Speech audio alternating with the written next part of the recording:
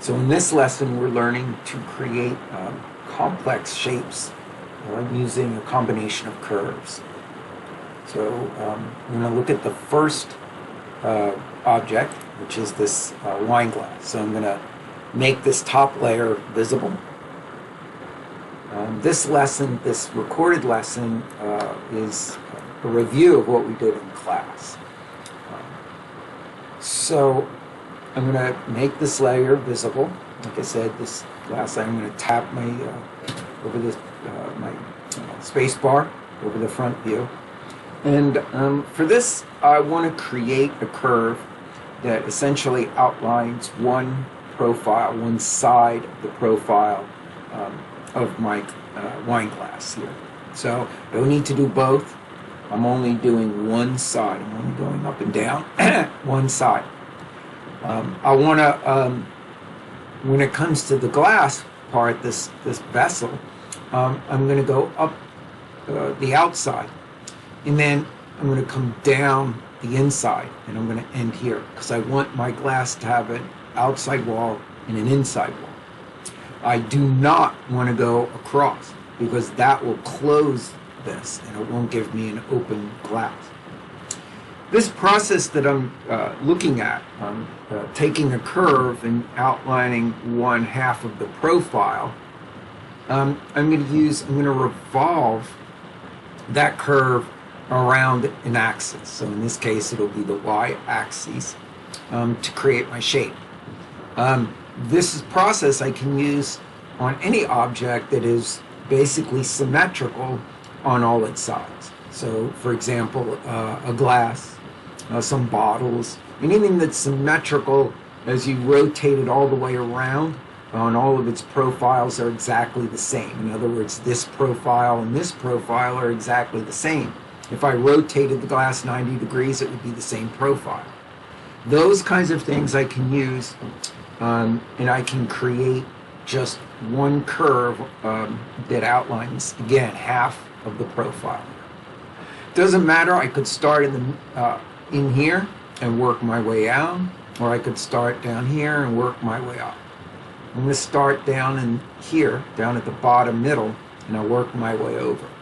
For this, I'm going to use the Bezier curve because it's a curve that I can control very well, and I'm not closing my curve, so it doesn't have to be converted or anything. It's just one simple curve that is an open curve.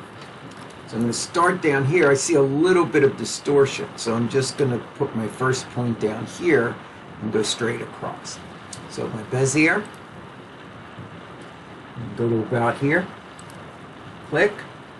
These are just going to be clicks, mouse clicks. I'm going to get to the middle here, and I'm going to click and drag a little bit. I'm going to click and drag a little bit here. I know I'm going to have to edit this point, so I'm just going to click and drag to make it a Bezier.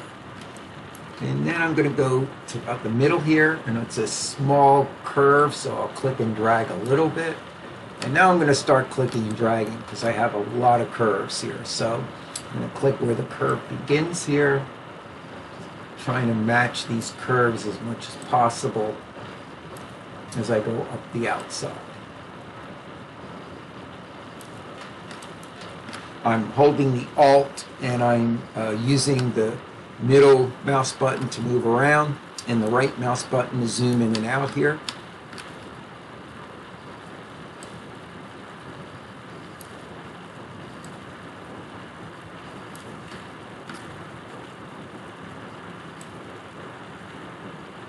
And then at the top, I'm just going to click twice.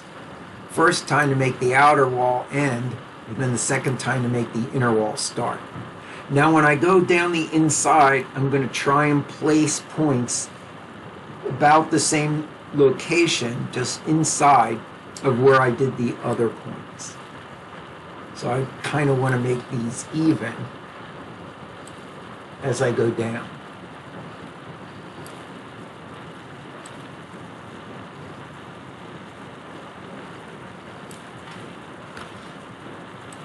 I'm going to start coming in towards the center here.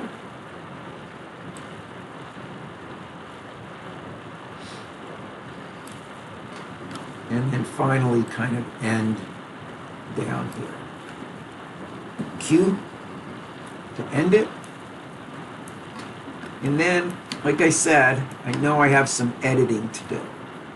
So I'm going to right click on my curve and go to Control Vertice. And I want to make this perfectly flat.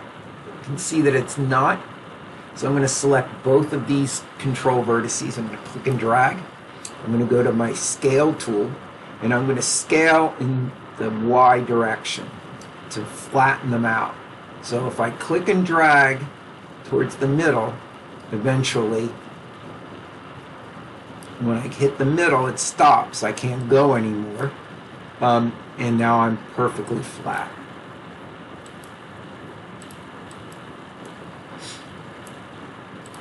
Let's put this in a little bit.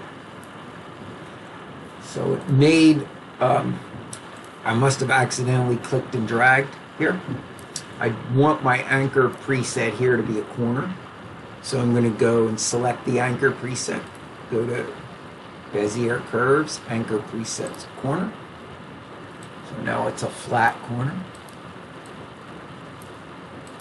Here, I need to break my tangent handles. Right? If I move one, I move the other. I don't want to do that. I want to move this one without moving this one. So I'm going to select that tangent handle. I'm going to go to Curves, Bezier Curves, Tangent Options, and I'm going to break anchor tangents. And now I can move the handles separate. And that's kind of like that. Just going to go up, make sure that I kind of have this non-lumpy, this just a little bit over. Yeah. I'm going to right click on my curve. I'm satisfied. Go back to object mode. There it is. I'm going to select the curve. I'm going to right click onto the WineGlass, and I'm going to add selected objects. Then I'll click on the little V. I'm going to go File, and I'll increment and save.